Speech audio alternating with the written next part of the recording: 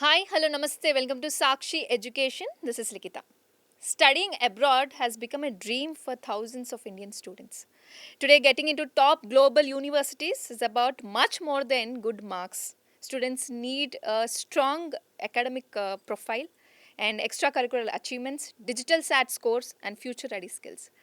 Right, with registrations for 2026 to 2027, digital SAT are open and students are now gearing up for 2027 admission cycle. To talk more about this, we have a brilliant guest today in our Sakshi studio, Miss Meenakshi, Senior Regional Director, South Asia and Central Asia.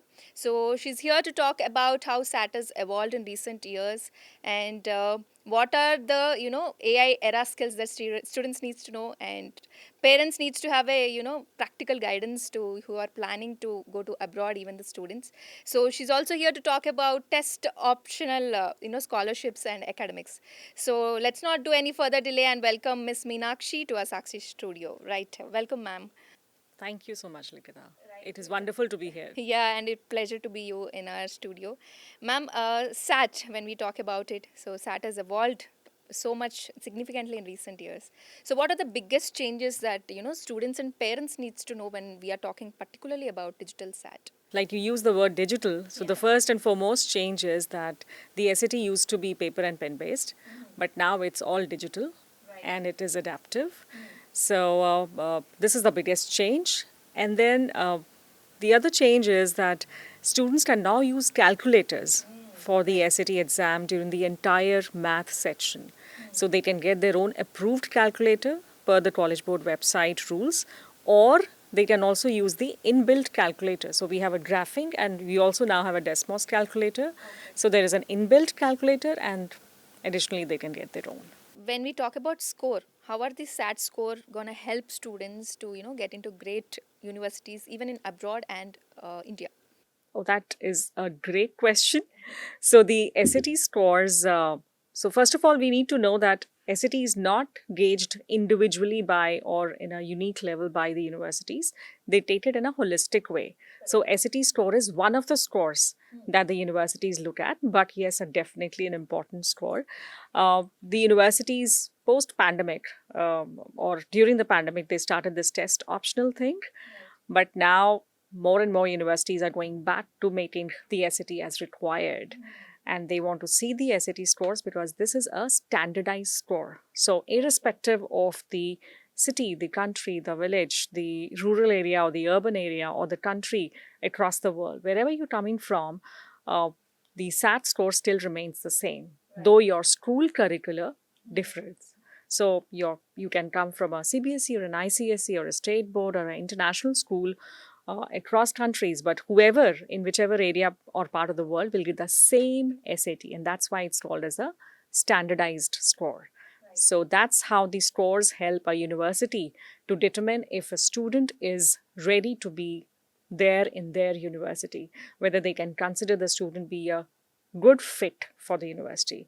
Because the SAT scores, they test student in reading and writing and math, but that's on the face of it that it is only reading, writing, and math. Basically, they are testing a student for several skill sets, which are more than 40 of them. And that's where the university sees that, okay, whether the student is a good fit for my university or not. And then they get you scholarships as well. So a lot of the students have a doubt, when should they actually start preparing for SAT, and what should be that effective preparation roadmap look like, right? Yeah. So it depends. It differs from student to student. But the syllabus of the SAT is for an Indian student, it's like a grade 10 math score. So, math syllabus, which includes algebra, trigonometry a bit as well. So, once a student knows the basics of these things, then they can start thinking about preparing for the SAT, which is generally grade 10, I would say. So, grade 10 and above, once they have studied the math syllabus, the math content of the SAT, they can start preparing for the test. Reading and writing is something which you cannot develop in a day. You can practice it, but that is something you've been doing over the years from your kindergarten to your grade 10.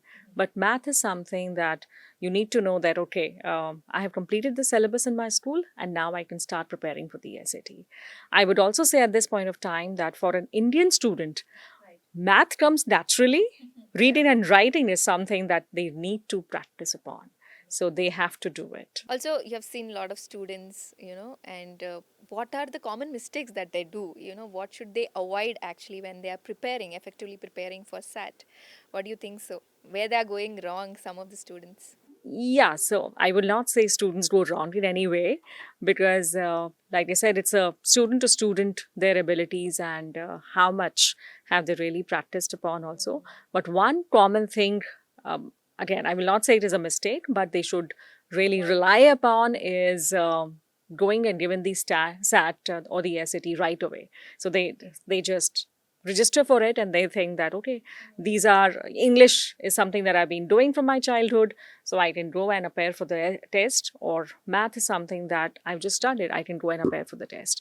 So that is one mistake that many of the students do, thinking that let me go and try the first time and then I can improve upon the scores. But why do you want to spend money, time and energy? So practice well and then go for a test. In fact, for many of the schools and students, I would say going for the PSAT first, because that makes a base stronger. It's like a pre-SAT that you can give in grade 8, 9, 10, and 11.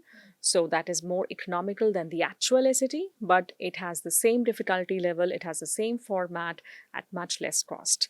So you can take a PSAT and then go. So this is something that they can do.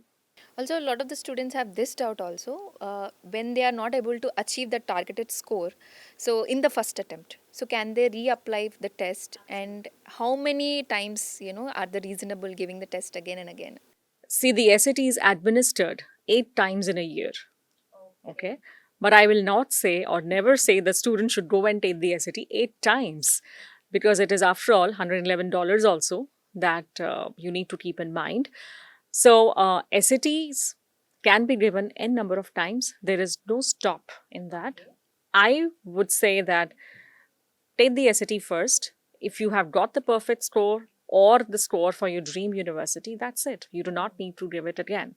But if you haven't, then prepare much better, looking at your improvement areas, looking at the concepts that went wrong. Prepare for it and then go and take the test again.